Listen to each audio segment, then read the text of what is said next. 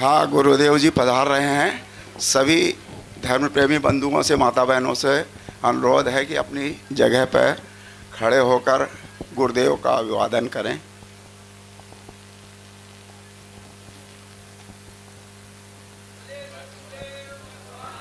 की जय।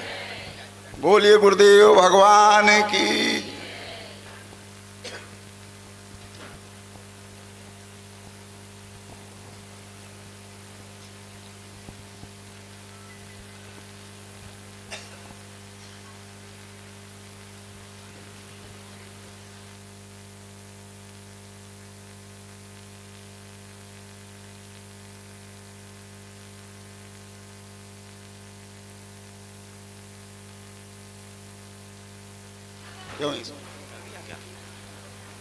गुरुदेव भगवान की जय। मंच आसीन पूज्य गुरुदेव जी के श्री चरणों में कोटि कोटि प्रणाम। दूर दूर से पधारे सभी प्रेमी बंधुओं एवं माता बहनों,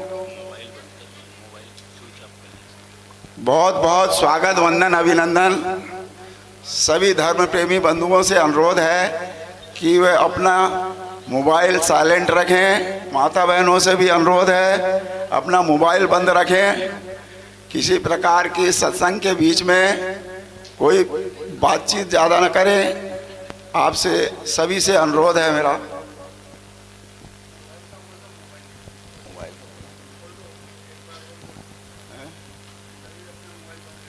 एक बार पुनः सब अपना मोबाइल बंद रखें।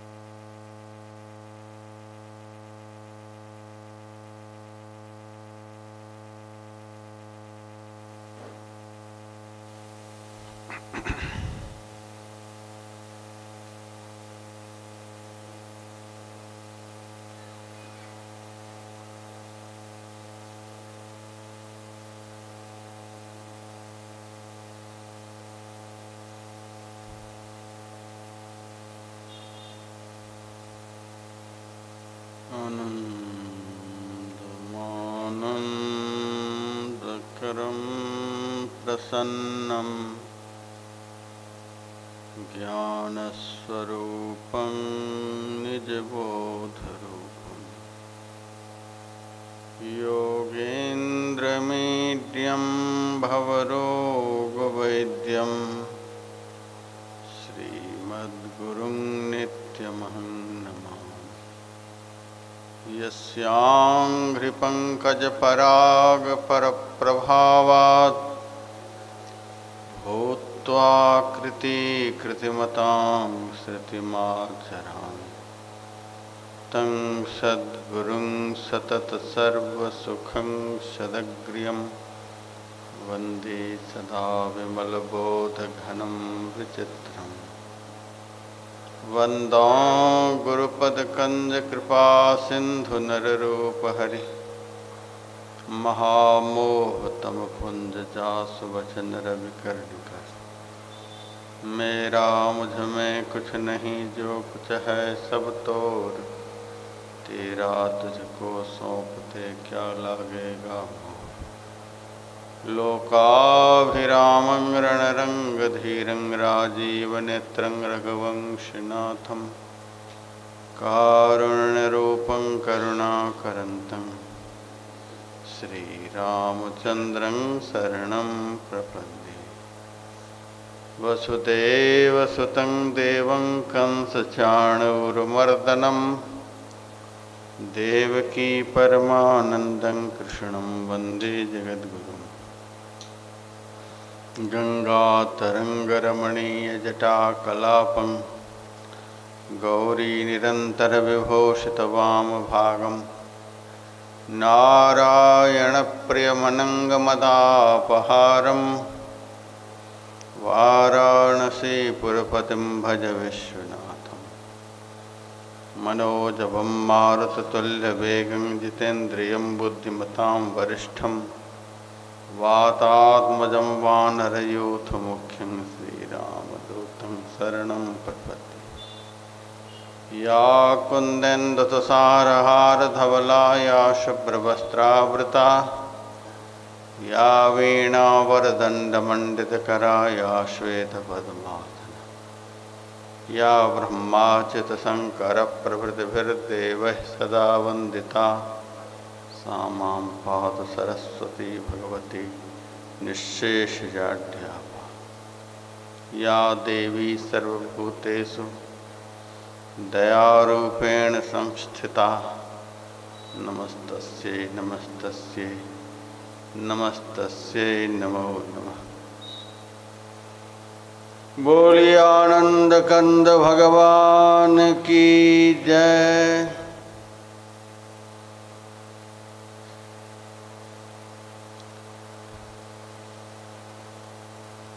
मानव जीवन का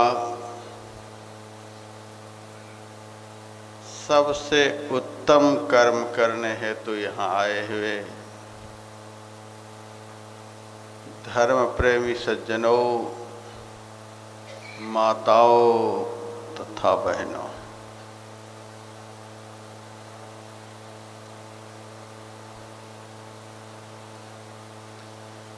बहुत साल पहले की बात है,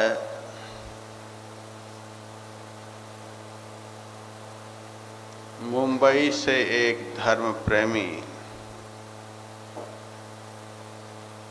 मेरे से मिलने के लिए हरिद्वार आए।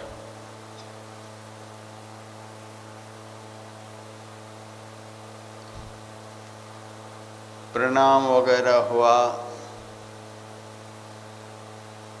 अंत में उन्होंने अपनी जेब से निकालकर एक तस्वीर हमारे हाथ में दिया।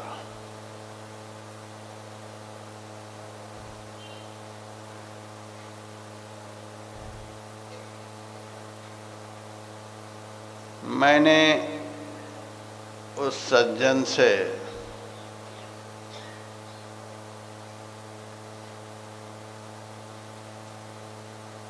पूछा, यह तस्वीर किसकी है? उस सज्जन ने कहा, यह मेरे बेटे की तस्वीर है। मैंने कहा, यह तस्वीर मुझे क्यों दिखला रहे हो? उसने कहा, महाराज 6 महीने हो गए इस बच्चे को, घर से कहाँ चला गया है कुछ पता नहीं। आप साधु महात्मा हो, जहाँ तहाँ धर्म प्रचार में जाते हो, यदि ये बच्चे कहीं मिल जाएं तो इसमें मेरा फ़ोन नंबर भी लिखा हुआ है, हमें सूचित कर देंगे। आपको 50,000 इनाम के मिलेंगे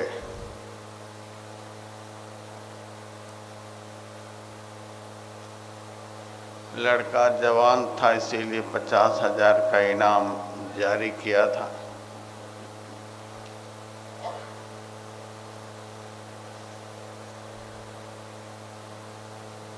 मैंने कहा, तो महाराज यह लड़का घर से निकला है, इस लड़के को अपने माता पिता का पता होगा कि नहीं होगा? तब वह कहता है, इस लड़के को माता पिता का पता तो जरूर है, नौजवान है महाराज। फिर मैंने कहा, तुम्हारे इस लड़के को अपने घर का पता है कि नहीं है? हाँ महाराज, क्यों नहीं होगा, सब दिन मेरे साथ घर में रहा है। फिर मैंने पूछा, तुम्हारे इस लड़के को अपना नाम का पता होगा कि नहीं होगा? जरूर होगा महाराज। फिर मैंने पूछा, तुम्हारे इस लड़के को वह अभी जहाँ होगा उस स्थान का पता होगा कि नहीं होगा? महाराज, क्यों नहीं होगा? मैंने कहा, तुम्हारे इस लड़के को जब इतना कुछ पता है तो जरूर जल्दी से जल्दी तुम्हारे पास पहुंच जाएगा, हमारी शुभकामना है। लेकिन हमें चिंता तुम्हारी है, तुम्हारा लड़का तो यह खो गया है इसीलिए मिल जाएगा, लेकिन तुम लापता हो गए हो, तुम अपने घर पहुंच पाओगे कि नहीं पहुंच पाओगे, चिंता हमारी तुम्हारी है।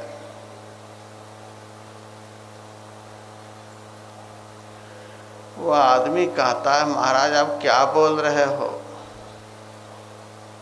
हम लापता हो गए हैं? मैंने कहा, बिल्कुल लापता हो गया। तुम्हारा भरोसा नहीं है कि तुम घर पहुंच पाओगे? अरे महाराज, हम मुंबई में रहते हैं, मुंबई में हमारा घर है, हम कैसे लापता हो गए? मैंने कहा, तुम बिल्कुल लापता हो गए।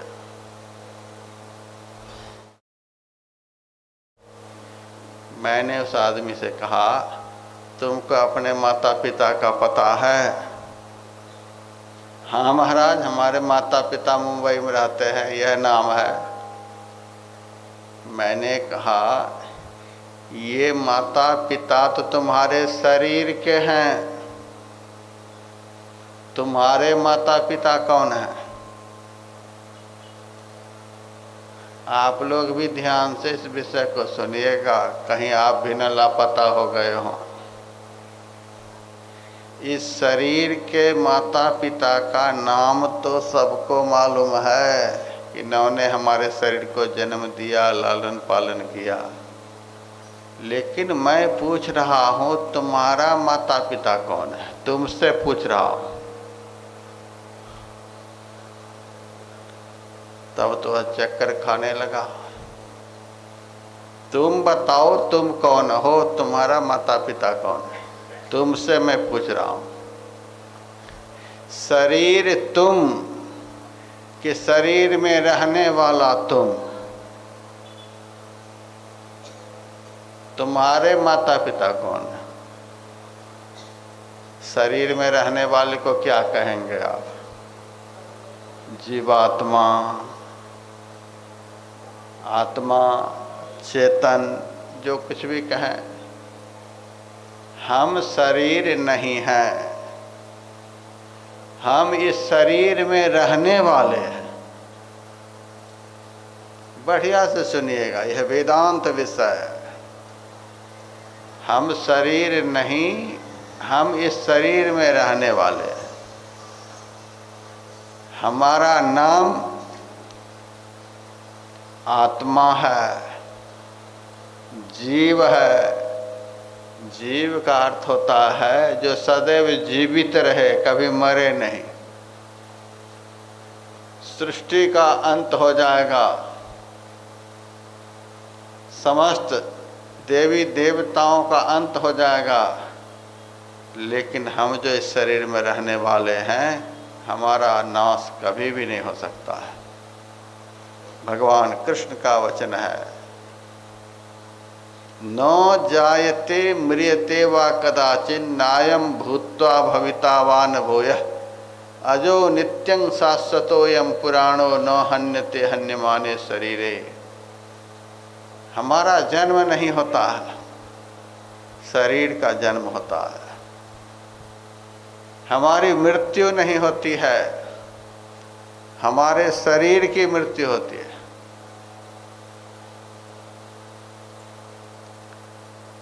हम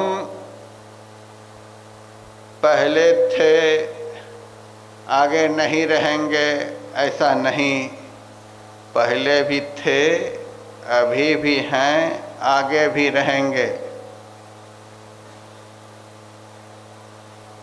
हम अजन्मा हैं, हमारा जन्म नहीं होता है।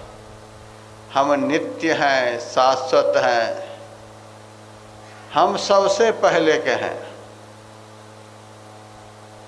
शरीर मर जाता है, लेकिन हमारा नाश नहीं होता है।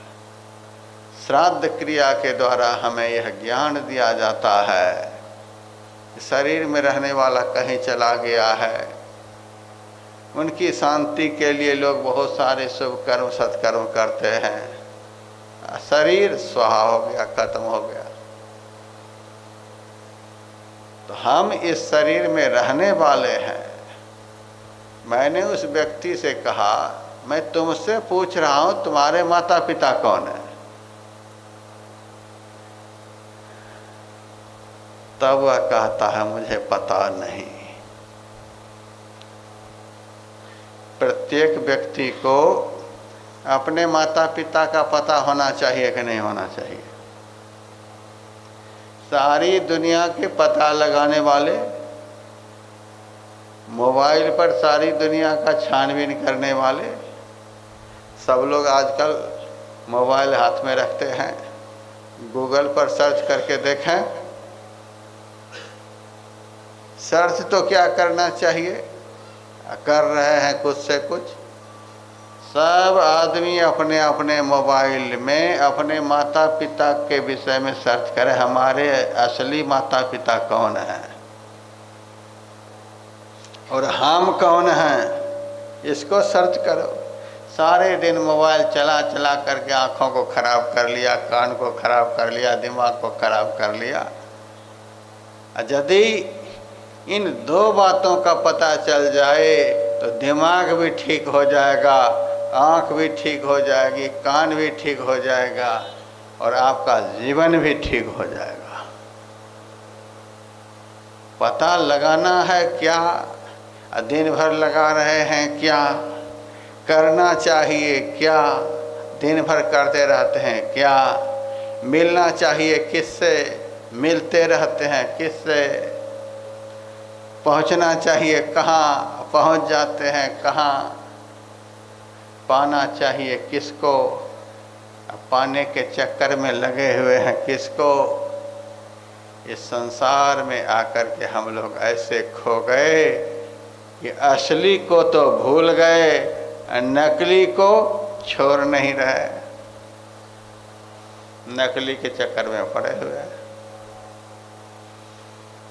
मैंने कहा, तुम्हारे माता पिता का नाम क्या है बता?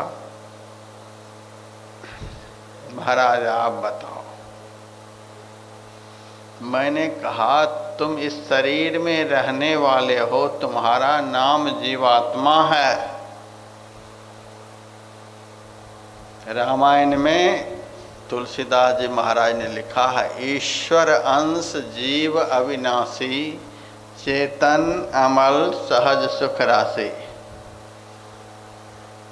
बड़ा अच्छा फोटो वगैरह आपने यहाँ लगाया है। देखिए, मोरारी बापू का भी फोटो है, रामायण का खूब प्रचार करता है।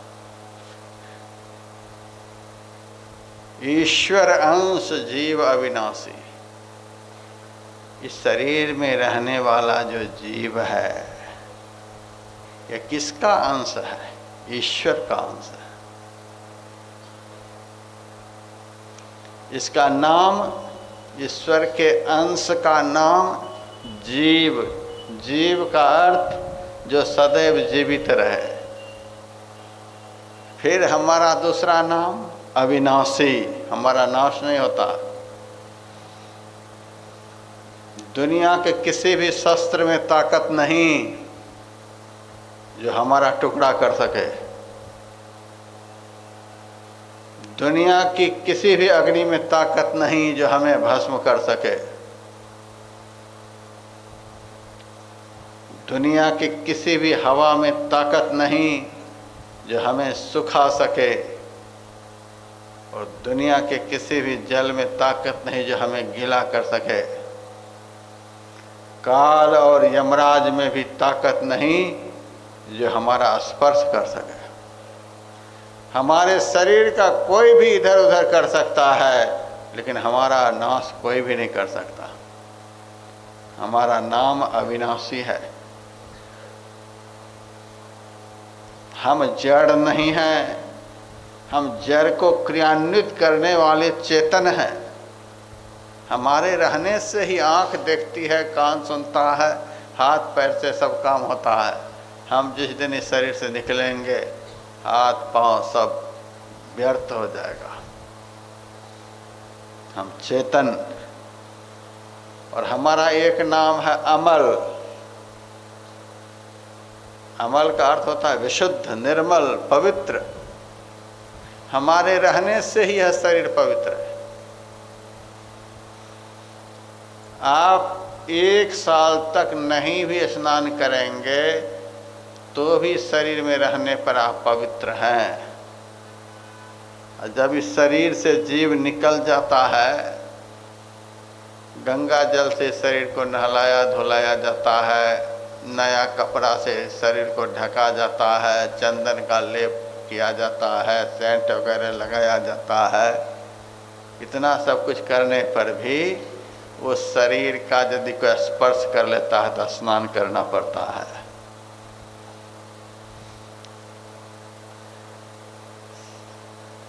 मृतक शरीर का स्पर्श करने पर स्नान करना पड़ता है।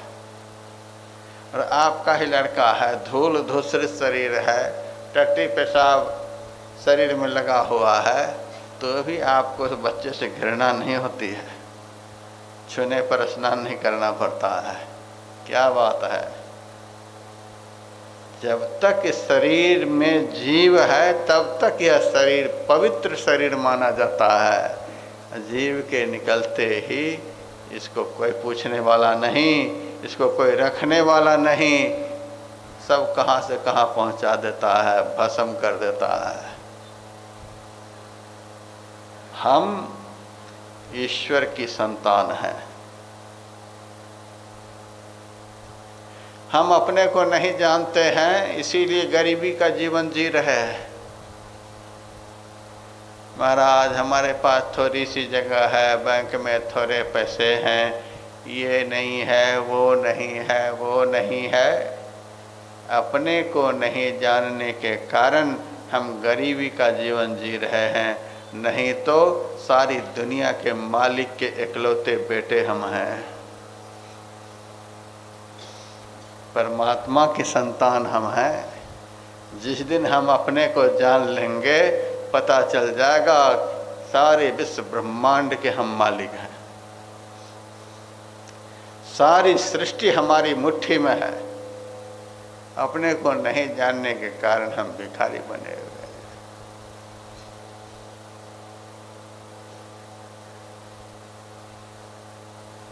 एक गरड़िया भेड़ बकरियों को चारा चुगाने के लिए जंगल की तरफ गया था। जंगल में उसको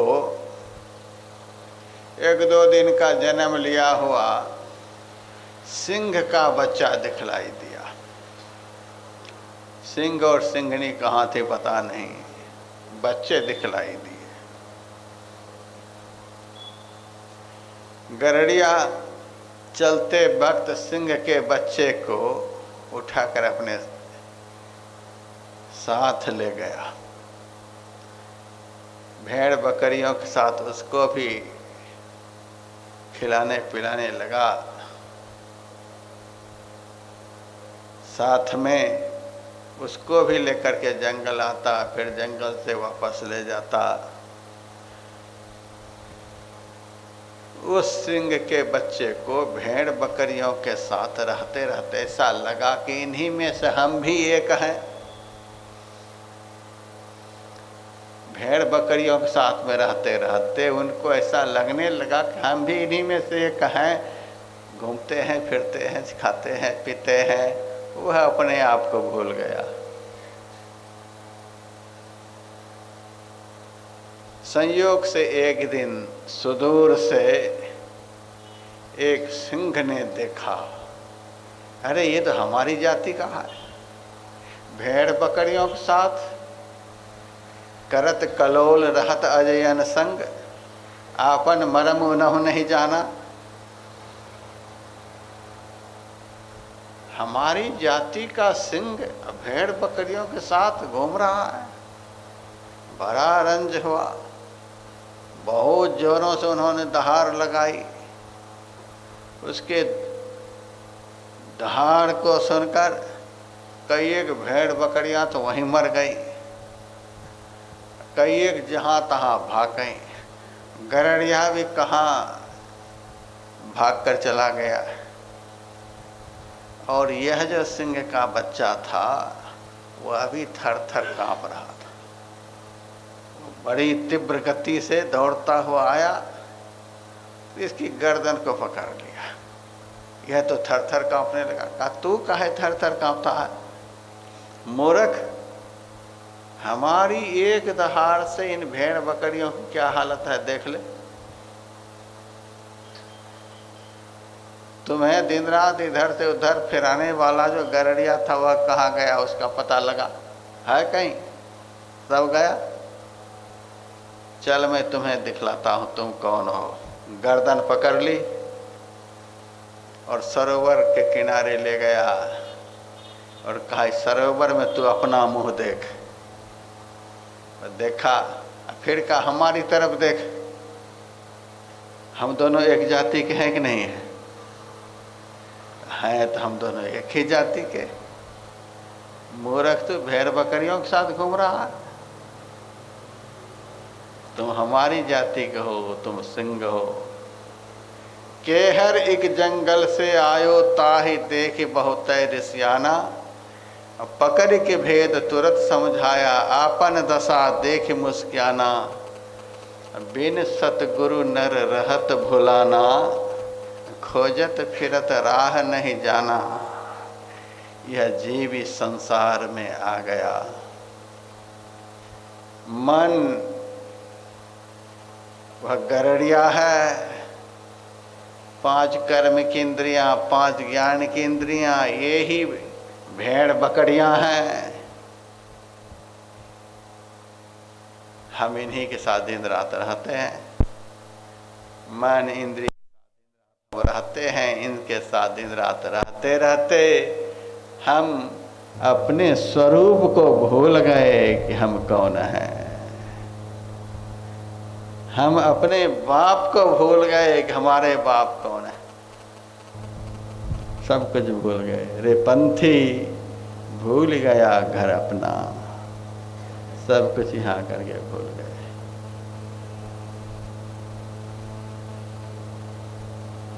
हम ईश्वर के अंश हैं। यदि गीता से आपको प्रेम है तो गीता में पढ़ें, 15वां अध्याय का श्लोक है, ममैवांशो जीवलोके जीवभूत सनातन मनः षष्ठानींद्रियाणि प्रकृतिस्थानि कर्षति। अर्जुन, यह जीव जो है मेरा अंश है, भगवान का है। हम भगवान के अंश हैं। हम भगवान की संतान हैं, हम भगवान के बेटे हैं। जब दुनिया नहीं बनी थी तब हम थे, जब दुनिया नहीं रहेगी तब भी हम रहेंगे। जिस दिन हमारे साथ में कोई नहीं था उस दिन हमारे साथ वे प्रभु थे। जिस दिन कोई नहीं रहेंगे उस दिन भी हमारे साथ वे मालिक रहेंगे। और अभी भी सदैव वे हमारे साथ ही रहते हैं। ऐसे बाप के बेटे हैं जो बाप बेटे को कभी भी एक क्षण के लिए छोड़ता नहीं है। एक क्षण के लिए भी हम लोग परमात्मा से अलग हो ही नहीं सकते। सूर्य से सूर्य की किरण कभी भी अलग हो नहीं सकती है। उसी तरह से परमात्मा से आत्मा की शक्ति है, सदैव एक साथ रहते हैं। सारी सृष्टि के मालिक परमात्मा, उनसे बड़े कोई हो सकते हैं? कल से मैं सुना रहा हूँ, आप लोग जिनको बड़े माने संसारी जीव हैं, हम भगवान से बड़े और किसी को नहीं मानते। जो चेतन कह जड़ करई, जड़ ही करई चैतन्य, अस समर्थ रघुनायक ही भजहि जीवते धन्य। जो जड़ को चेतन कर देते हैं, चेतन को जड़ कर देते हैं, ऐसे सामर्थ्यवान जो हैं उसी को परमात्मा कहते हैं। उस परमात्मा का जो भजन करते हैं वो जीव धन्य हो जाते हैं। हिरण्यकश्यपु ने बड़ी भारी तपस्या की। ब्रह्मा जी दर्शन देने को प्रकट हुए। कहा बेटा मांगो वरदान। हिरण्यकश्यपु ने कहा मैं अजर अमर हो जाऊं। ब्रह्मा जी ने कहा तू तो अजर अमर है ही, ये क्या वरदान मांग रहा है? शरीर बचाए बच नहीं सकता, शरीर में रहने वाली आत्मा मिटाए मिट नहीं सकती। तू तो अजर अमर है ही।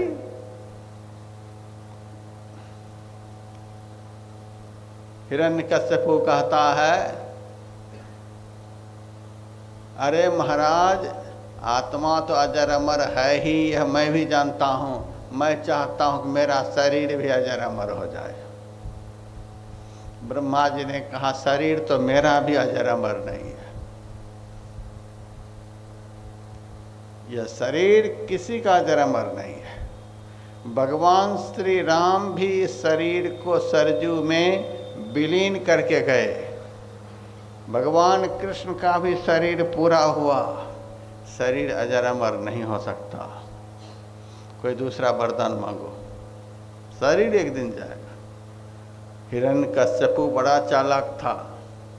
वह कहता अच्छा शरीर को अजर अमर नहीं बनाना चाहते हैं तो हमें इसके बदले में फिर बहुत वरदान देना पड़ेगा। कहा कोई नहीं, मांगते जाओ, सब देंगे तुमको। कहा मैं न धरती पर मरूं न आसमान में मरूं। चलो ऐसा ही होगा। न घर में मरूं न बाहर में मरूं। चलो यह भी वरदान रहा। न अस्त्र से मरूं न शस्त्र से मरूं। का चलो यह भी वरदान रहा। आपके बनाए हुए मरूं। चलो यह भी वरदान रहा। अब 12 महीने में से मैं किसी भी महीने में नहीं मरूं। चलो यह भी वरदान दिया। ब्रह्मा जी जो जो वह मांगता गया सो सब देता गया और वह बड़ा खुश हो गया। अब तो हम स्वतः अजर अमर हो गए। 12 ही तो महीने होते हैं। न दिन में मरेंगे न रात में मरेंगे, तो हम मरेंगे कैसे? न घर में न बाहर में, न सुबह में न शाम में। और ब्रह्मा जी की बनाई हुई सृष्टि में किसी के हाथ से हम नहीं मरेंगे।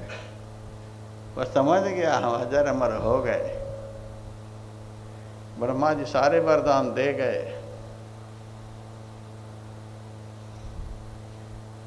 ब्रह्मा जी से वरदान पा करके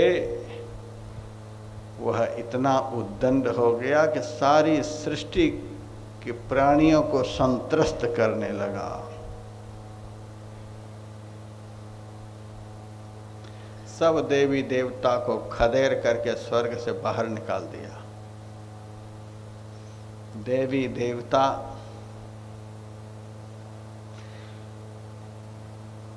भगवान की पुकार लगाई।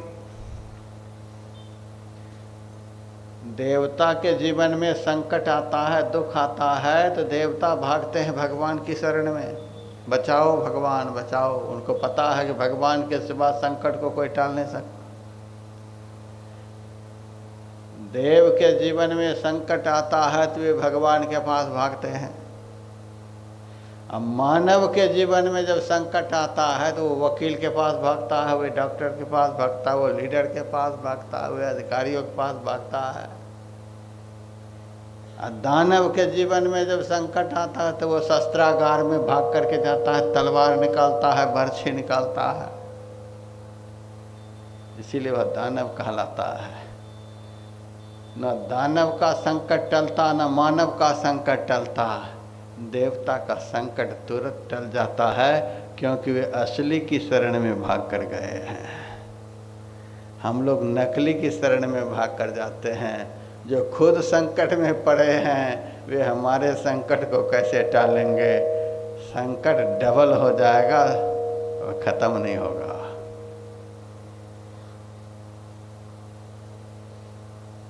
तो देवलोग भगवान की शरण में गए, बड़ी स्तुति की। भगवान ने कहा, सुनो देवताओं, सर्वे वेदेषु देवेषु गोषु विप्रेषु साधुषु धर्मे मयि च। जो वेद के साथ, जो वेद को नहीं मानेगा, वेद की निंदा करेगा, जो वेद का विरोध करेगा, जो देवताओं का विरोध करेगा, जो गाय, जो ब्राह्मण का विरोध करेगा, जो धर्म का विरोध करेगा, जो संत का विरोध करेगा, जो मेरा विरोध करेगा, इन सातों का विरोध करने वाला वह कितना भी बड़ा बलवान क्यों न होगा, मैं सबको सर्वनाश कर दूंगा। आवाज को, सर्वे आश विनश्यति, इन सातों को सताने वाले को मैं समाप्त कर दूंगा। हिरण्यकशिपु के घर में संत का जन्म हो गया है। प्रहलाद जी संत ही थे, संत का जन्म हो गया है। जिस दिन वह हमारे संत को सताएगा, उस दिन वह कितना ही बड़ा बलवान क्यों न हो, उसको मैं समाप्त कर दूंगा। वह असुर है, संत को जरूर सताएगा, ब्राह्मण को जरूर सताएगा, गाय को जरूर सताएगा। जो गाय को सताए, साधु को सताए, गरीब को सताए, विप्र को सताए, देवता को सताए, देव मंदिरों को नष्ट करे, शास्त्रों का अपमान करे, समझ लेना यह आदमी नहीं, यह आदमी के भेष में राक्षस है। ऐसे राक्षस का एक न एक दिन इस धरती पर भगवान जरूर अंत करेंगे, उसका नाश जरूर होगा। और समय पर नृसिंह भगवान ने अवतार लिया। बड़ा भारी युद्ध हुआ है हिरण्यकश्यपु से। भगवान ने बलपूर्वक अपने पंजे से पकड़ लिया। अब भगवान के पंजे से छूटने के लिए हिरण्यकश्यपु छटपटा रहा था। भगवान ने कहा, क्यों हमारे पंजे से छूटने के लिए छटपटा रहे? महाराज, हमें बड़ा डर लगता है, मैं आपके पंजे से छूटना चाहता हूँ। भगवान ने कहा, हमारे में और संसार के लोगों में इतना ही अंतर है। संसार के लोग तो पकड़ पकड़ कर छोड़ देते हैं, अंत काल में तो छोड़ ही देते हैं, लेकिन हिरण्यकश्यपु मैं जिसको पकड़ लेता हूँ उसका कल्याण करके ही छोड़ता हूँ। भगवान ऐसे हैं, किसी भी तरह से भगवान की पकड़ में आ जाओ, भगवान कल्याण करके ही छोड़ेंगे। और अपने जंघे पर लिटा लिया,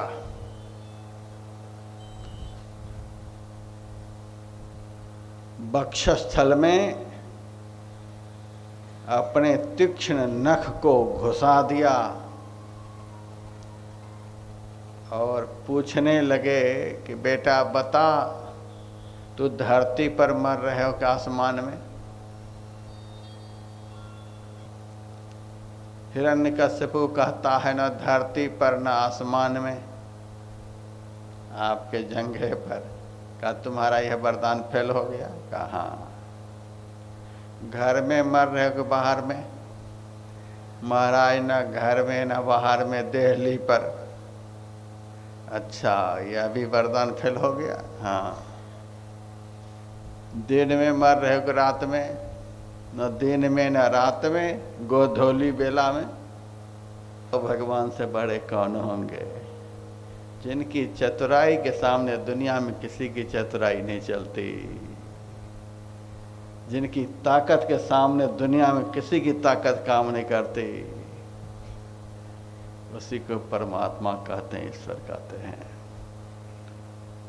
ऐसे ताकतवर की हम लोग संतान, ऐसे ताकतवर की हम लोग संतान हैं।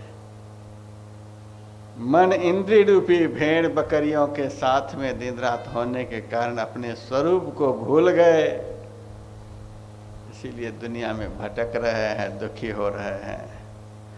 संत महापुरुष समाज में किस लिए जाते हैं?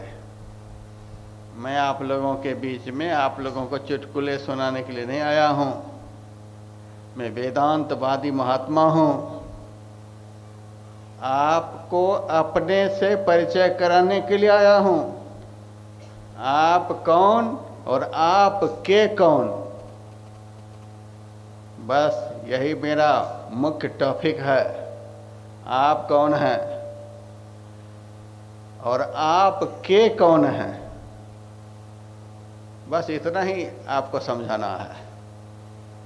साधु संत महात्मा समाज में जीव को चेताने के लिए आते हैं, जीव को जगाने के लिए आते हैं, जीव को अपना परिचय कराने के लिए आते हैं। जीव का जो सही में अपना है उनसे मिलाने के लिए आते हैं।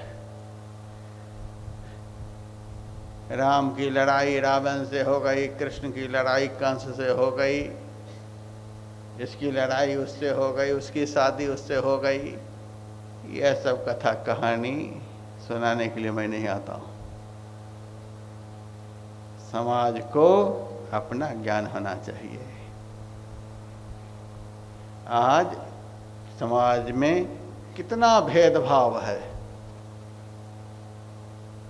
कोई कहता है हम गरीब हैं, कोई कहता है हम अमीर हैं, कोई कहता है हम ब्राह्मण हैं, कोई कहते हैं हम क्षत्रिय हैं, कोई कहते हैं हम वैश्य हैं, कोई कहते हैं हम ये हैं, कोई कहते हैं हम वो हैं, कोई कहते हैं हम नारी हैं, कोई कहते हैं हम पुरुष हैं।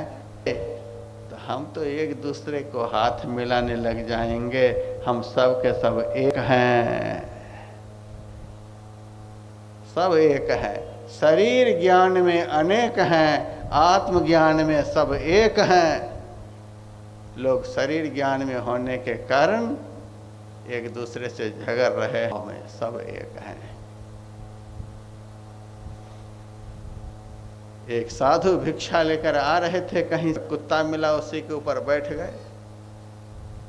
एक रोटी अपना खा रहे हैं, एक रोटी कुत्ता को खिला रहे हैं। दुनिया के लोग देख करके हंस रहे, देखो ये महात्मा कुत्ता का जूठा खा रहा है। हंसते हुए समाज को देखकर संत ने कहा, क्यों हंस रहे हो? कुत्ता के ऊपर महात्मा होकर बैठे हुए हो। कुत्ता के ऊपर हम बैठे हैं? संत ने कहा, विष्णु परस्थितो विष्णु, विष्णु पर विष्णु बैठा हुआ है। देखिए आत्मज्ञान इसको कहते हैं, ब्रह्म ज्ञान इसको कहते हैं। विष्णु पर स्थितो विष्णु, विष्णु पर विष्णु बैठा हुआ है। शरीर कुत्ता है, शरीर में रहने वाला कुत्ता नहीं है। शरीर सुअर का है, शरीर में रहने वाला सुअर नहीं है। शरीर गाय का है, शरीर में रहने वाला गाय नहीं है। शरीर स्त्री का है, शरीर में रहने वाला स्त्री नहीं है। शरीर ब्राह्मण का है, लेकिन शरीर में रहने वाला ब्राह्मण नहीं है। उसका नाम तो बस एक ही है, सब शरीरों में रहने वाले का नाम आत्मा है। आत्मज्ञान हो जाए तो सारा भेद खत्म। साधु ने कहा विष्णु पर स्थितो विष्णु, विष्णु पर विष्णु बैठा हुआ है। अब विष्णु खादते विष्णवे, विष्णु खा रहा है और विष्णु को खिला रहा है। कथं हंसस रे विष्णु, अरे विष्णु क्यों हंस रहे हो? सर्वम विष्णुमयम जगत, सारा संसार विष्णुमय है। आत्मज्ञान बिना नर भटके, क्या मथुरा क्या काशी। जैसे मृगा नाभि कस्तूरी, बन बन फिरत उदासी। मोहे सुनि सुनि आवत हासी, पानी में मीन पियासी। हम हैं क्या, मान रहे हैं क्या?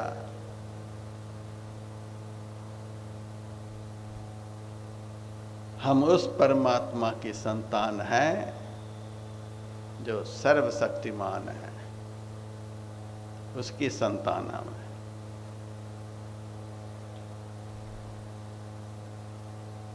– 2025 में कुंभ का मेला इलाहाबाद में लगने के लिए जा रहा। सबसे बड़ा मेला कुंभ का मेला होता है। जगह जगह सूचना प्रसारण केंद्र होता है। छोटे छोटे बच्चे मेले में खो जाते हैं। पुलिस कर्मचारी उस बच्चे को पकड़कर अपने पास रखते हैं, सूचना देते रहते हैं किसके बच्चे हैं, यह नाम है, खो गया है, रो रहा है, आ जाओ आ जाओ। माता पिता से बिछुड़ करके छोटा छोटा बालक पुलिस कर्मचारी के पास होता है। पुलिस कर्मचारी खिलौना देते हैं, खाने को देते हैं, गोद में रखते हैं, मुंह चूमते हैं। इतना पर भी वह बालक रोता ही रहता है। माँ की याद आती है, बाप की याद आती है, रोता रहता है। उस बच्चे का रोना धोना कब खत्म होगा बताओ? जब उसके माता पिता मिल जाएंगे। इस बीच में रोना धोना खत्म होगा? खिलौना तो मिल ही रहा है, खाने को मिल ही रहा है, गोद भी मिल ही रही है, लार प्यार भी मिल ही रहा है। लेकिन माता पिता का लार प्यार कुछ अलग ही होता है। उस बच्चे का रोना धोना तब तक बंद नहीं होगा जब तक कि उनके माता पिता नहीं मिल जाएंगे। जैसे ही माता पिता को पता चलता है मेरा बेटा वहाँ पर है, वह जाता है। अब बच्चे दूर से देखते हैं कि हमारे माता पिता आ रहे हैं, पुलिस कर्मचारी की गोद से उतर जाते, खिलौने को मिठाई को जहाँ तहाँ फेंक देते और अपने माता पिता के हृदय से जाकर के चिपक जाते। खिलौना फेंक दिया, मिठाई फेंक दिया, कर्मचारी के गोद से उतर कर भाग गया, अपने माता पिता से चिपक गया। बिना मिठाई का ही आनंद अपने माता पिता से चिपकने का है। इसी तरह से इस संसार रूपी मेले में हम लोग आ गए हैं, अपने असली माता पिता से बिछुड़ गए हैं।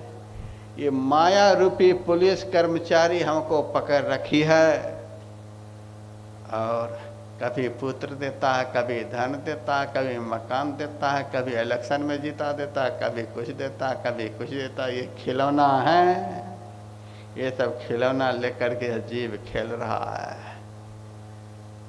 कोई सुखी है? इन सब चीजों को पाकर कोई सुखी है? कल मैंने आप लोगों को सुनाया था, धनहीन कहे धनवान सुखी, धनवान कहे सुख राजा को भारी, राजा कहे चक्रवर्ती सुखी, चक्रवर्ती कहे सुख इंद्र को भारी, इंद्र कहे चतुरानन सुखी, चतुरानन कहे सुख विष्णु को भारी, तुलसीदास विचारी कहे हरि भजन बिना सब लोग दुखारी। संसार के सब लोग इस संसार रूपी कुंभ के मेले में परमात्मा रूपी माता पिता से बिछुड़ गए। यहाँ खिलौने से खेल रहे हैं, सब खिलौने से खेल रहे हैं और इसी से सुखी होना चाहते हैं। हम भी कुंभ में शिविर लगाते हैं, देखते हैं इन सब दृश्यों को। उस बच्चे का रोना धोना कभी खत्म नहीं होगा। जब भी खत्म होगा तो माता पिता से मिलकर ही। उसी तरह से इस संसार रूपी कुंभ के मेले में यह जीव कभी सुखी हो ही नहीं सकता। जब भी यह सुखी होगा तो परमात्मा रूपी माता पिता के गले से लग करके ही। बीच में एक खुशी नहीं होता, न खुशी न सुखी। आप लोग तो अनुभव करते होंगे। यहाँ पर 10 साल के भी बच्चे हैं, 15 साल के भी बच्चे हैं, 20 साल, 25 साल, 40 साल, 60 साल, 80 साल तक के लोग हैं। अब तक में तो अनुभव कर ही लिए होंगे कितना सुख मिला है। कोई अपने हृदय पर हाथ रखकर बता सकते हैं कि हमारे जीवन में कोई दुख नहीं है? कोई बताएंगे? नानक दुखिया सब संसार। कौन सुखी है? कभी तन का दुख, कभी मन का दुख, कभी धन का दुख। हाथ उठा देंगे, एक क्षण में पता चल जाएगा। कभी आँख में, कभी कान में, कभी नाक में, कभी पैर में, कभी कमर में, कभी पेट में, कोई ना कोई दुख इस संसार रूपी कुंभ के मेले में जीव को होते ही रहता है। इससे कभी पिंड नहीं छूटेगा। इसीलिए कबीर ने कहा, जा घर आवागमन न होई, सो घर खोजहु भाई रे। परदेश कलेश नरेशहु को। राजा भी परदेश में चला जाता है तो अपने देश में जो सुख सुविधा उसको मिलती है उसको परदेश में नहीं। यहाँ किसी को दुख अच्छा लगता है? जितने लोग बैठे हैं, दुख किसी को अच्छा लगता है? किसी को भी नहीं। इसका मतलब क्या है? दुख क्यों नहीं किसी को अच्छा लगता है? विचार किया इस बात पर कभी? दुख इसीलिए किसी को अच्छा नहीं लगता है कि हम वहाँ के रहने वाले हैं कि जहाँ दुख होता ही नहीं। हम वहाँ के रहने वाले हैं, आ गए हैं दुख में। हम यहाँ के रहने वाले हैं नहीं, हम वहाँ के रहने वाले हैं जहाँ दुख होता ही नहीं। किसी को अंधेरा अच्छा लगता है?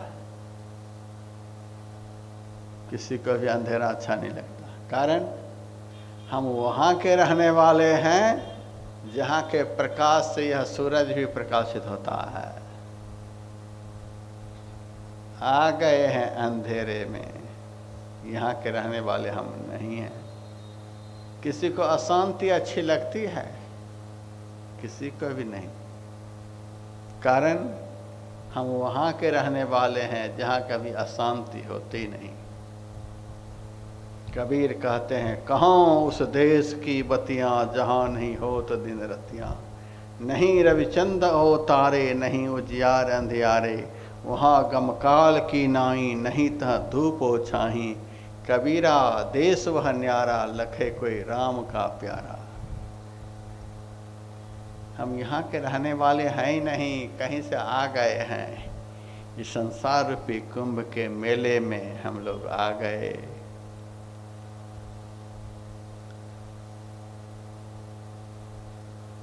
एक बार मैं लखनऊ गया था सत्संग करने, जाता ही रहता हूँ।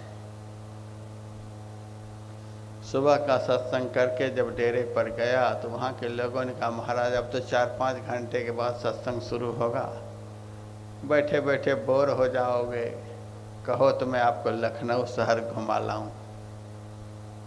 मैंने कहा हमें कहीं घूमने की इच्छा नहीं है। क्यों? हम पहले ही बहुत घूम चुके हैं, बहुत घूम चुके हैं। सब लोग अपने पैर के तलवे को देखें, सबका तलवा साफ है। कारण क्या है? तलवे छिल चुके हैं घूमते घूमते, 84 लाख योनियों में घूमते घूमते घूमते इस बार मनुष्य शरीर में आए। बहुत घूम चुका हूँ, मैं तो ऊब चुका हूँ। अब मैं अपने को स्थिर करना चाहता हूँ। घूमने में सुख नहीं मिलता, स्थिर होने में सुख मिलता है। घूम चुके हैं बहुत, अब घूमने की इच्छा नहीं। महाराज चलो कम से कम भूल भुलैया ही देख लो। लखनऊ में भूल भुलैया है। मैंने कहा एक भूल भुलैया में तो मैं पहले से ही पड़ा हुआ हूँ, तुम दूसरे में भी घुसाना चाहते हो। पहले से आप किस भूल भुलैया में हो? कहा यह शरीर और संसार, यही तो असली भूल भुलैया है।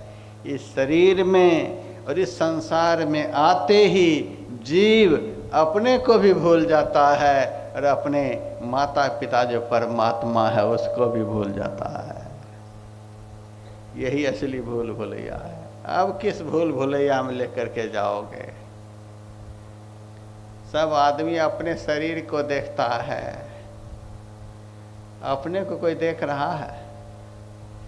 एक बार भी अपने को देख लेते तो देखना सार्थक हो जाता, जीवन और जन्म धन्य हो जाता। साधु संत महात्मा दूसरे को देखने के लिए कहीं भी नहीं जाते, वे तो अपने को देखने के लिए अपने में ही जाते हैं। आत्मज्ञान बिना नर भटके, क्या मथुरा क्या काशी। कहाँ आप जा रहे हो? अपने में अपने को पाओगे, दूसरे के घर में अपना सामान मिलेगा। आपका सामान अपने ही घर में है। आप अपने घर में रहते हो, दूसरे घर में जाकर अपने को खोज रहे हो। भगवान ने कहा ममई वांसो जीव लोके जीव भूता सनातन परमात्मा है। उनसे मिले बगैर रोना धोना कभी बंद नहीं होगा। उनसे मिल जाने के बाद रोना धोना सब दिन के लिए समाप्त हो जाएगा। फिर कभी कोई इच्छा नहीं रह जाएगी। सारी चिंता खत्म, सारा दुख खत्म, एक ही बार में सब खत्म। केवल आनंद आपके जीवन का। जो आनंद संत फकीर करे सो आनंद ना ही अमीरी में। क्या है परमात्मा? आत्मा देखने मात्र से ही सारा दुख खत्म। और संसार की तरफ हम जितना देखते हैं उतना ही हमारा दुख बढ़ता है। लगे रहो संसार के पीछे, दुख से कभी पिंड नहीं छूटेगा। तो हमारे माता पिता परमात्मा हैं। जितने भी धर्म प्रेमी गण यहाँ बैठे हैं, आज यह पक्का कर लो, हमारे माता पिता परमात्मा हैं। शरीर को जन्म देने वाले की बात मैं नहीं करता है। ये माता पिता थोड़े दिनों के, आपके माता पिता थोड़े दिनों के नहीं, जैसे आप अविनाशी हो वैसे ही आपके माता पिता परमात्मा भी अविनाशी है। दोनों एक ही जाति के, आत्मा परमात्मा एक ही जाति के। परमात्मा निर्मल है, यह जीव भी निर्मल है। परमात्मा अविनाशी है, यह जीव भी अविनाशी है। जितने गुण से गुणान्वित परमात्मा, उतने ही गुण से आप भी गुणान्वित हो। तत्व रूप में आप में और परमात्मा में कोई अंतर नहीं है। लेकिन इस शरीर संसार में आकर के, इस कुंभ के मेले में आकर के हम अपने को भूल गए, इसीलिए दुखी हो रहे हैं। मैंने उस व्यक्ति से कहा, तुम्हारे माता पिता परमात्मा है। फिर मैंने पूछा, तुम्हारा घर कहाँ है? कहा मुंबई में। अरे मुंबई में तुम्हारे शरीर का घर है, तुम्हारा घर कहाँ है? स्वामी विवेकानंद जी महाराज से भी एक नवयुवक ने अमेरिका में पूछा था, महाराज जी आप कहाँ के रहने वाले हो? स्वामी जी ने भी लगे हाथ पूछ दिया, पहले तू बता तुम किस देश के रहने वाले हो, तुम कहाँ के रहने वाले हो? लड़का कहता है मैं तो अमेरिका का रहने वाला हूँ। कहा कितने साल से अमेरिका में रहते हो? वो 25 साल का था। कहता है 25 साल से। स्वामी जी ने पूछा 25 साल पहले तू कहाँ रहता था, सो बता। तब कहता है 25 साल पहले तो मैं इस शरीर के भीतर में रहता था। अरे शरीर के भीतर में तू कहाँ रहता था? कहीं होंगे महाराज। शरीर में आने से पहले तू कहाँ था? महाराज पता नहीं। जन्म लेने से पहले तू कहाँ था? पता नहीं। स्वामी जी ने कहा जब तुमको अपने ही देश का पता नहीं तो मेरे से क्या पूछ रहे हो? महाराज हम तो संसारी जीव हैं, इसीलिए हमको अपने देश का पता नहीं। आप तो महात्मा हो, आप बताओ। स्वामी जी ने कहा सुनो, मैं किस देश का रहने वाला हूँ। न तत्र सूर्यो भाति न चंद्र तारकम, नेमा विद्युतो भांति कुतोय मग्नि, तमेव भांत मन भात सर्वं तस्य भाषा सर्वमिदं विभाति। मैं उस देश का रहने वाला हूँ, इस सूरज का प्रकाश नहीं है। जिस देश में इस चंद्रमा का प्रकाश नहीं है, अग्नि का प्रकाश नहीं है, तारे का प्रकाश नहीं है, बिजली का प्रकाश नहीं है, जहाँ के प्रकाश से ये सब के सब प्रकाशित हो रहे हैं, उस देश का रहने वाला हूँ। समझा? लड़का कहता समझ गया महाराज, हमारा यह घर नहीं है।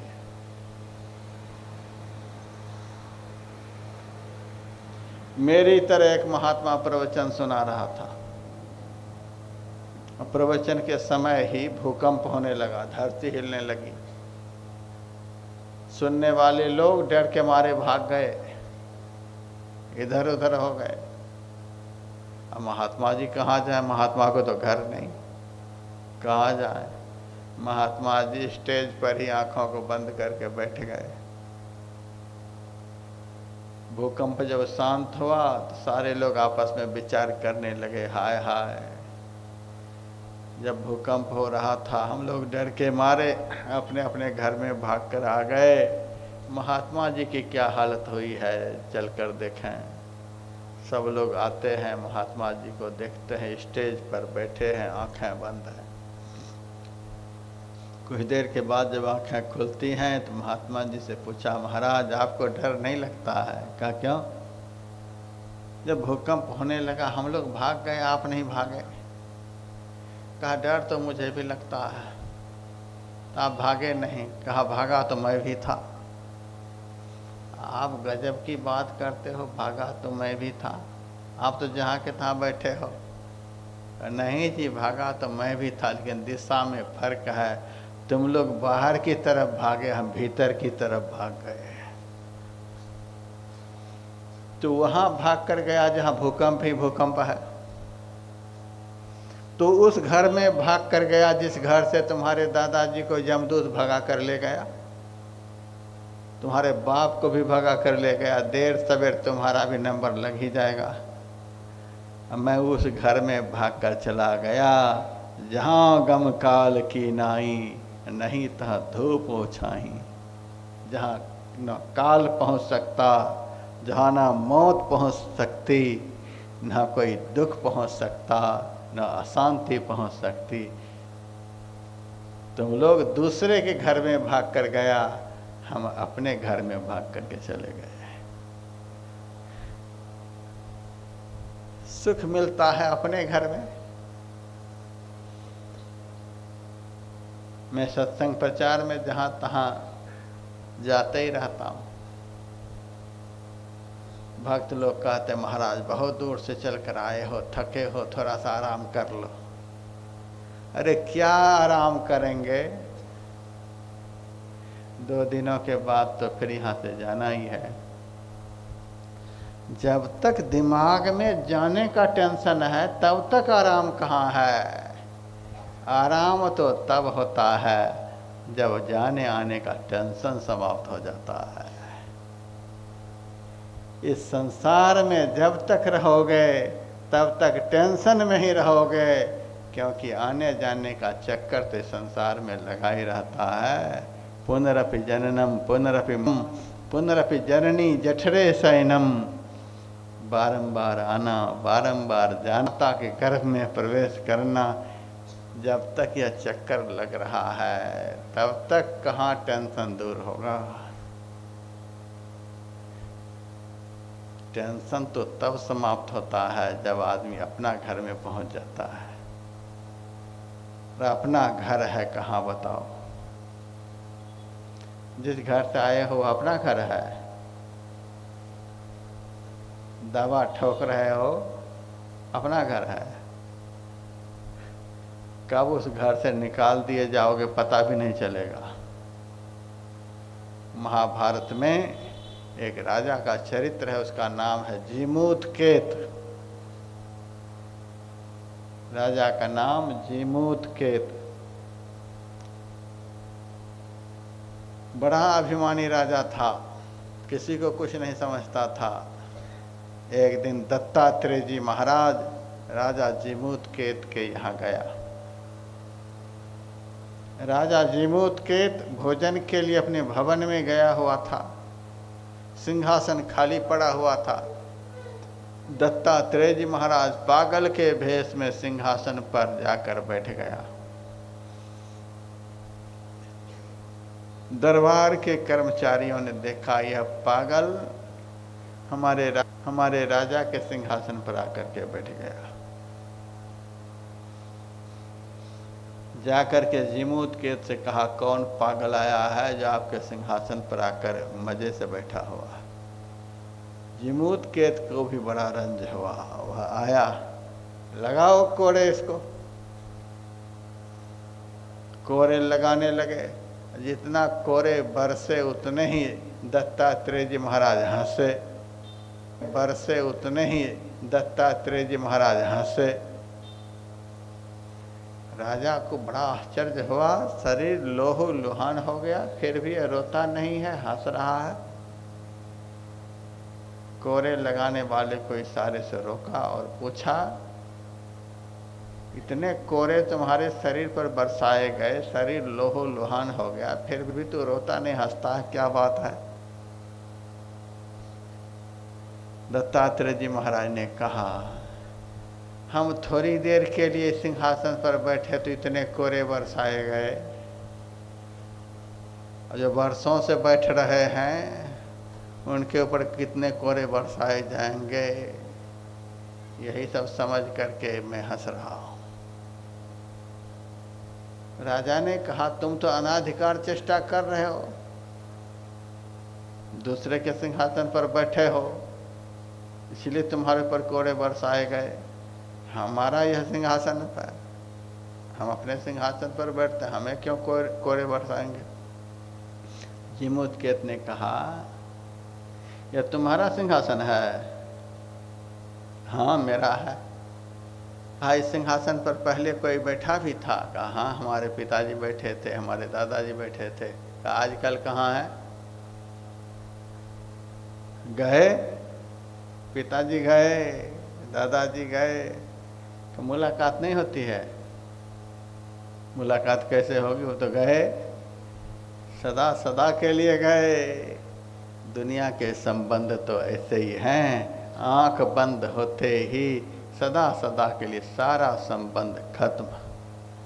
बाप बेटे से कभी नहीं मिलेंगे, बड़े भाई छोटे भाई से कभी नहीं मिलेंगे, पति पत्नी से कभी नहीं मिलेंगे, दोस्त दोस्त कभी आपस में नहीं मिलेंगे। यह दुनिया का संबंध ऐसा ही है, एक बार आंख तो बंद हो फिर जीवन में कभी मिलन होगा ही नहीं। ये नकली से संबंध जोड़ रखे हो तो नकली कब तक टिकेगा? नकली संबंध कब तक टिकेगा? यदि यह संबंध उस परमात्मा से जोड़ लिए होते, यह संबंध कभी टूटता ही नहीं, क्योंकि दोनों असली हैं। दुनिया के सब मित्र घनेरे, सब माया की फांसी, दास मलो का यही जान के मित्र कियो अविनाशी। नकली कब तक टिकेगा?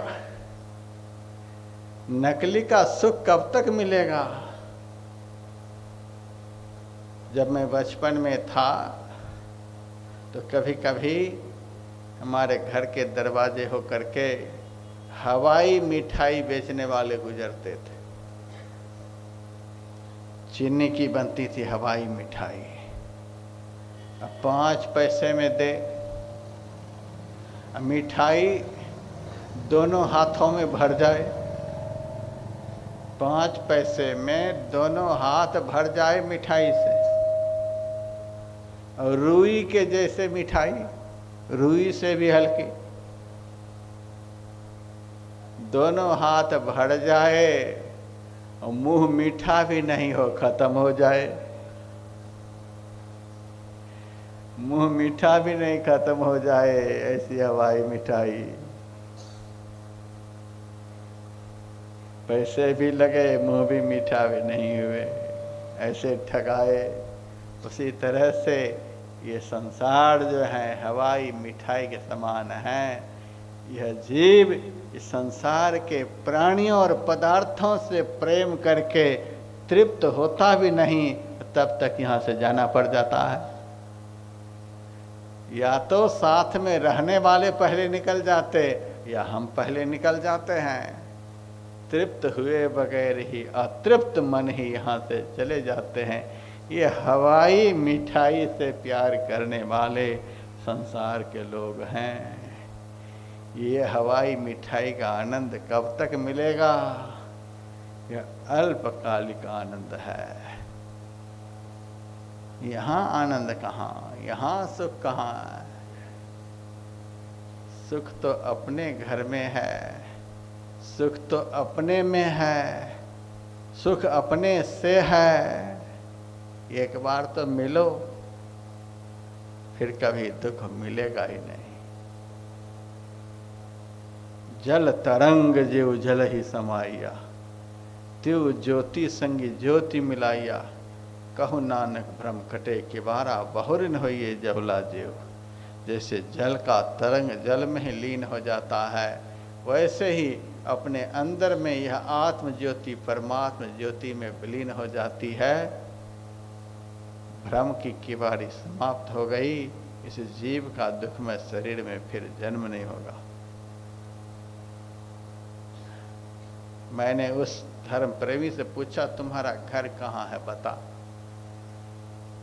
कहा मुंबई में। कितने साल से मुंबई में रहते हो? 55 साल से। उससे पहले पता नहीं, शायद आप लोगों को भी पता नहीं होगा। एक ही घर में 5 आदमी रहते हैं, लेकिन पांचों का विचार मिलता है। एक जैसा पांचों का विचार मिलता है, सबका विचार अलग अलग है। कारण क्या है? आ तो गए हैं एक ही घर में, लेकिन आए हैं अलग अलग जगह से। पिछले जन्म में कोई राजस्थान में होंगे, कोई गुजरात में होंगे, कोई पंजाब में होंगे, कोई कहीं होंगे, कोई कहीं होंगे। अलग अलग जगह से आए हैं। अलग अलग योनियों से आए हैं। कोई गधा के शरीर से मनुष्य शरीर में, कोई बैल के शरीर से मनुष्य शरीर में, कोई सूअर के शरीर से मनुष्य शरीर में, कोई देवता के शरीर से मनुष्य शरीर में, कोई साधु के शरीर से मनुष्य शरीर में आए हुए हैं। इसलिए सबका स्वभाव अलग अलग, जगह भी अलग अलग, शरीर भी अलग अलग, और सबके कर्म भी अलग अलग। पिछले जन्मों में कोई व्यापार करते होंगे, कोई नौकरी करते होंगे, कोई भजन करते होंगे, कोई दुराचार करते होंगे, कोई अत्याचार करते होंगे। संयोग से, जैसे एक ही ट्रेन में संयोग से बहुत लोग मिल जाते हैं, सबसे राम राम भी हो जाता है, बातचीत भी होती चली जाती है, लेकिन जब जिसका स्टेशन आया तब वे तुरंत उतर गए। तब नहीं ये कहेगा हाँ आपसे हम 2 दिन बहुत बातचीत करते आए, अब आपके बिना तो हमें रहा नहीं जाएगा, चलो हम आपके ही साथ चलते हैं। कोई ऐसा करता है? जिनका जहाँ स्टेशन आया तुरंत उतर के चल दिया। नाव से उतरो, प्लेन से उतरो, जब तक एक साथ बैठे हो हाँ में हाँ मिलाते चले जाते हो, बातचीत करते चले जाते हो। जैसे जिनका स्टेशन आया, जब जिनका स्टेशन आया, वैसे उतर उतर कर सब चले जाते हैं। उसी तरह से एक ही घर को लेकर अनेक शरीरों से आए हुए हैं, इसलिए एक जैसा विचार नहीं मिलता है। जब जाएंगे एक ही जगह जाएंगे, एक साथ भी सब मर जाएंगे तो भी एक जगह नहीं जाएंगे। सब अपने अपने कर्म के अनुसार, अपने अपने संस्कार के अनुसार भिन्न भिन्न जगह पर जा कर के जन्म लेंगे। यह हम लोगों का जीवन है। इसी तरह से हम संसार के सफर में चलते आ रहे हैं। किसी का भाव, प्रेम, स्वभाव एक जैसा मिलता ही नहीं है। यहाँ पर देखिए कितने लोग बैठे हैं, किसी का मुंह एक जैसा लगता है, सबका मुंह अलग अलग, सबका विचार अलग अलग, सबका स्वभाव अलग अलग। इसका क्या मतलब है? पीछे से अलग अलग आए हैं, आगे भी अलग अलग जाएंगे। संसार का आना जाना ऐसा ही है। लेकिन जीव जहां से आया है वह एक ही जगह है। इस शरीर में रहने वाले एक ही जगह से यहाँ आए हैं। सूर्य एक ही है, सूर्य की किरणें अनंत हैं, उसी तरह से ईश्वर एक हैं, और ये जीव सृष्टि जो है वे किरण के समान अनेक हैं। एक ही ईश्वर से सब जीव रूपी किरण बने हुए हैं। जीव अनेक, एक श्रीकंता। और सायंकाल में ये किरणें जब सिमटती हैं तो अलग अलग नहीं जाती, उसी एक में विलीन हो जाती हैं। उसी तरह से आत्मा और परमात्मा का संबंध ऐसा है कि सब जीव उन्हीं से बने हैं और सब जीव एक दिन उसी में समाहित हो जाएंगे। ये असली घर का परिचय है, असली से मिलने का परिचय है, यह असली का संबंध है। श्रीमद् भागवत महापुराण में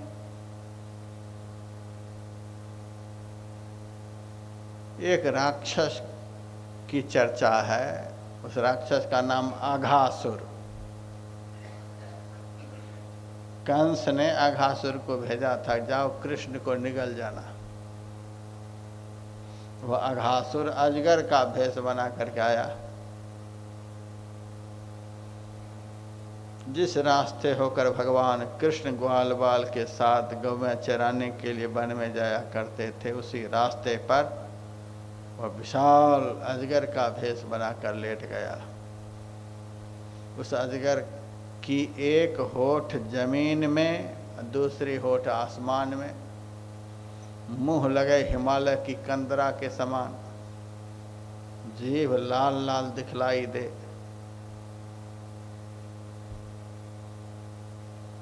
उस अजगर को ग्वाल वालों ने अजगर नहीं समझा। यह हुआ कि यह कोई कंदरा है, गुफा है। भगवान कृष्ण से कहा कि कृष्ण देखो यह कैसी गुफा है, देखने में कितनी अच्छी गुफा लगती है, चलो हम इस गुफा में चल करके देखते हैं ये गुफा के अंदर कितना आनंद है। भगवान कृष्ण ने कहा यह गुफा नहीं है, अंदर जाने के बाद बाहर नहीं हो पाओगे, यह गुफा नहीं है। लेकिन किसी भी ग्वाल बाल ने भगवान की बात नहीं मानी। नहीं नहीं, हम देखेंगे इस गुफा को, आपके रहते हमारा कौन क्या बिगाड़ सकता है। सबको भगवान पर भरोसा था, हम जाएंगे देखेंगे इस गुफा को। सारे ग्वाल बाल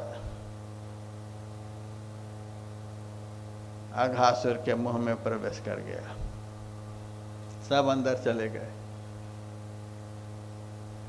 अघासुर मन ही मन सोचता है जिसको निगलने के लिए मैं आया था वह तो बाहर ही अभी है, यह अभी अंदर आ जाए तो एक ही बार मुंह को बंद कर लूं। अब भगवान कैसे अघासुर के मुंह में जाएंगे। भगवान बाहर ही खड़े हैं। सारे ग्वाल बाल अघासुर के अंदर जाकर भयंकर विष के ज्वाला में जाकर मर गए। सब ग्वाल बाल समाप्त हो गए। भगवान कृष्ण सोचते मेरे ही आश्रित रहने वाले ग्वाल बाल आज अघासुर के मुंह में जाकर के समाप्त हो गए।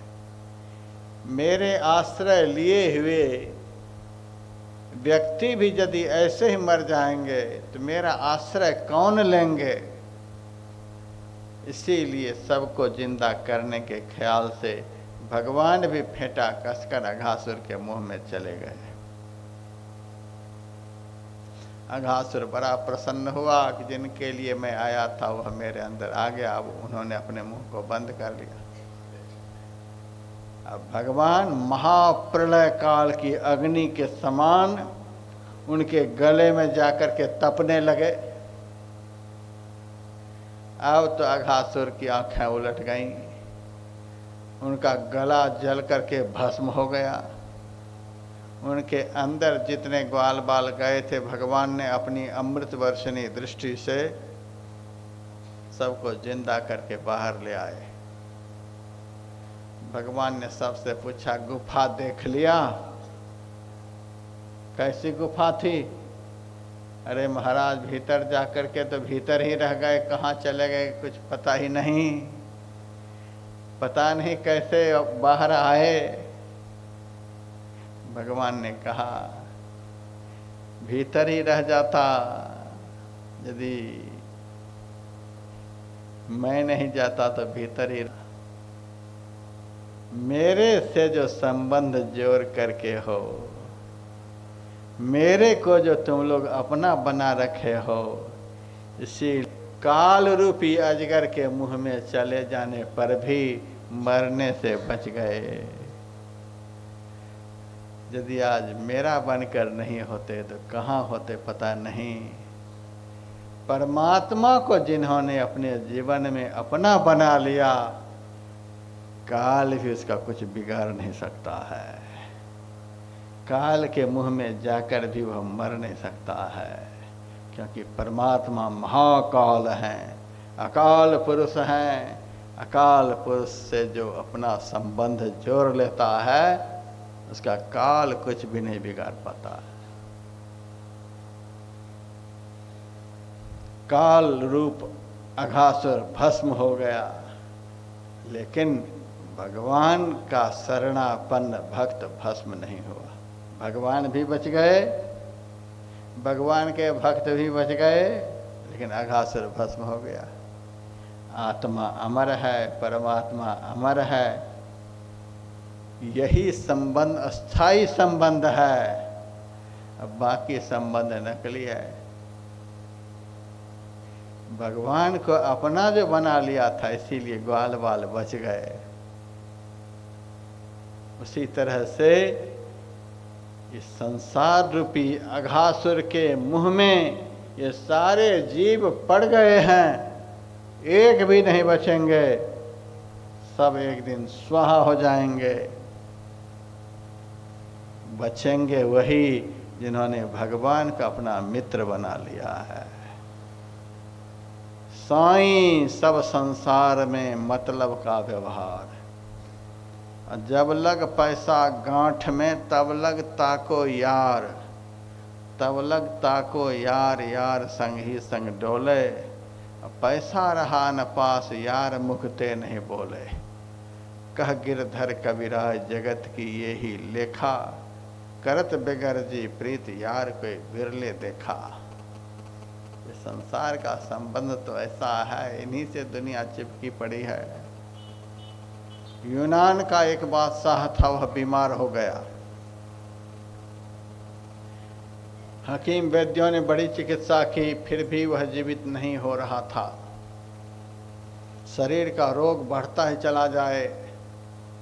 उन्होंने सारे हकीम वैद्यों को बुलाकर कहा कि किसी भी तरह से हमें बचा लो, आधा राज्य हम दे देंगे।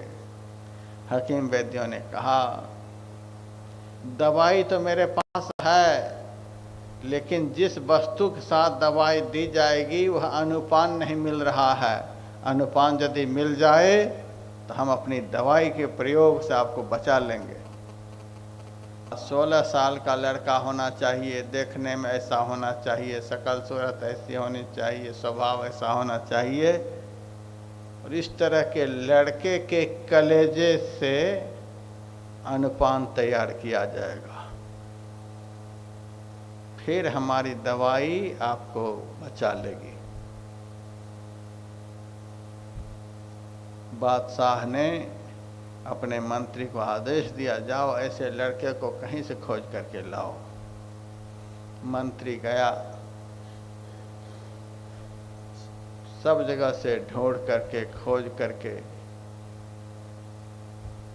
उस शकल सूरत के लड़के को पाया। लड़के के माता पिता को बहुत पैसे दे करके वह बालक खरीद लिया। बालक को लेकर के बादशाह के सामने खड़ा किया। बादशाह ने हकीम वैद्यों से पूछा, देखो जैसा बालक तुम बता रहे थे वैसा है कि नहीं है? कहा, हाँ बिल्कुल है, जांच करके देख लिया। अब बादशाह ने अपने न्यायाधीश से पूछा, हमारे शरीर की रक्षा के लिए इस बालक का वध किया जाएगा, आप आदेश दे रहे हो नहीं? न्यायाधीश ने कहा, एक आदमी के मरने से यदि पूरे गांव की रक्षा होती हो तो एक आदमी को मारने में कोई दोष नहीं होता। और